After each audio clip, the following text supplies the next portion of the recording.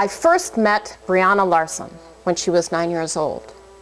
I was a Feldenkrais practitioner working with children who had challenging behavior.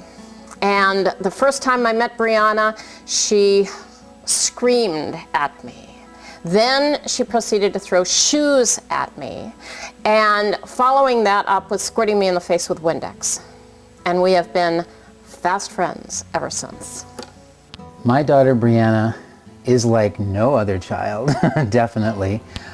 She is a very complex young lady. She has a lot of different facets, a lot of different sides in the areas of medically, physically, emotionally, cognitively.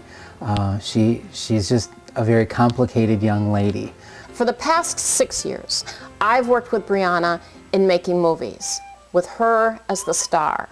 And I used them as a learning and teaching tool for her. So she learned while she was making the movie, and then she learned more by watching herself in the movie over and over, or by presenting the movie to other people.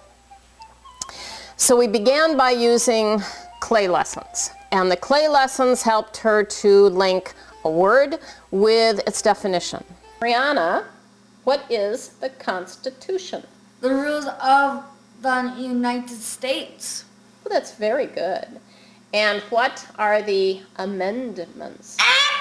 We missed something. We will add it. Brianna has been diagnosed as high-functioning autistic and obsessive compulsive.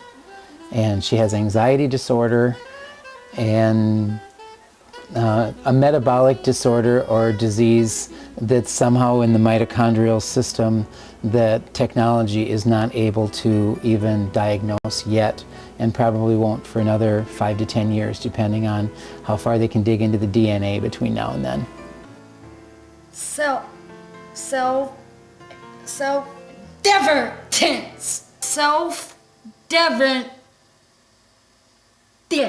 Then I began to use Brianna's interest to make specific kinds of movies that were pertinent to her because it made sense to her and it was something that she wanted to learn. She was motivated. Brianna is very, very patriotic. So we did the Pledge of Allegiance, we did the Declaration of Independence, she wanted to become very independent, so we did work, fair trade, and volunteer, all the different things that you need to do within a community. She learned how to manage a checkbook. She learned how to drive using a golf cart. If you don't write it down in a check, it will really screw up your balance. If you write a check and you don't have enough money, everybody yells at you. She perseverates on people and school and babies and kitties, and all the things that she loves, she obsesses on almost, and to the point of sometimes driving herself and her parents crazy. Well, who would have thought that I'd have to get a job to have money? Well, it certainly came as a surprise to me. First, I had to work with someone else to learn what it was I was supposed to do. It's called job training. Then once I knew what I was supposed to do, I was allowed to work on my own. She struggles to do more than one thing at a time. She can't walk and talk at the same time like most of us can do and take for granted. Her body works kind of robotically. She doesn't have a full, complete body. She has a head, a torso, 2 arms, and 2 legs that are not connected. Brianna cannot read and write. She can use sight words. She can write small sentences, like 2-3 words, sometimes 4-word sentences, on her own independently.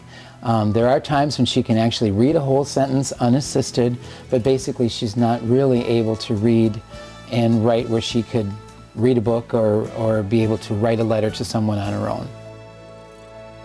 The first difficult one was self-evident. Now, is that a mouthful or what? I learned that both boys and girls are equal, and that we are endowed with talents and gifts and certain rights. We hold their No. these thoughts truths to be self-deprecating.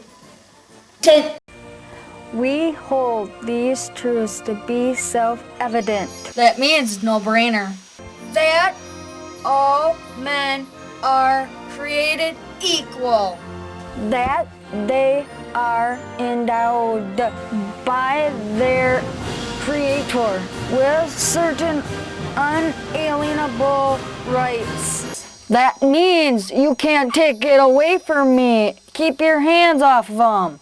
That among these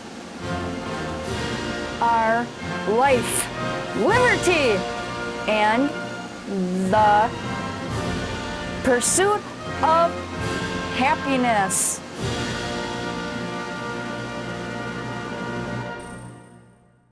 This year we decided to do something different. This year we decided to teach her how to make the movies, how to film them. And so what we had to do was take all of the different pieces of learning how to make a movie and break them down into smaller and smaller pieces. Brianna had to learn what the terms were: a close-up, a medium shot, a long shot. Brianna, what is a long shot?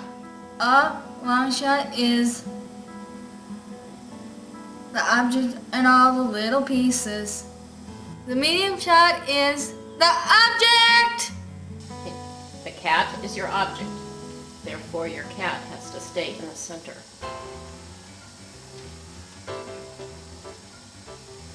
Close-up is a piece of the object. She had to learn how to hold the camera with her arms in instead of out here flapping in the breeze so the camera would shake all over. So she had to learn to bring her arms in. She had to learn to position her feet under her shoulders so she had some stability. And then she had to learn how to turn just the upper part of her body, keeping the camera straight and level. So if we took a picture of just Glennie, we don't know where it is. Where it is. Right. Now can you see we have Glennie, subject to our movie, Yep. but we also have that pine tree, Yep. and we also have the house. So now we know, oh, that's Linda's garage. And at one point, we even put a level on top of the viewfinder, but that we found was too much, because then she had to not only pay attention to the camera, pay attention to the object in her camera, in the viewfinder, but she also had to pay attention to the level on top, and that was too much, so it didn't work. One of the biggest challenges for Brianna was to organize her body so that she could actually turn her body and the camera would move. Because the first time we did this, I drove by in the golf cart and Brianna had the camera on me, and there I went. And there was Brianna. She wasn't moving. She wasn't keeping the object of her movie in the viewfinder. So that was a lesson in and of itself, just learning how to move like this. And so what I did with that was I broke it down into a Feldenkrais awareness through movement lesson so Brianna could learn how to move the upper and lower part of her body separately.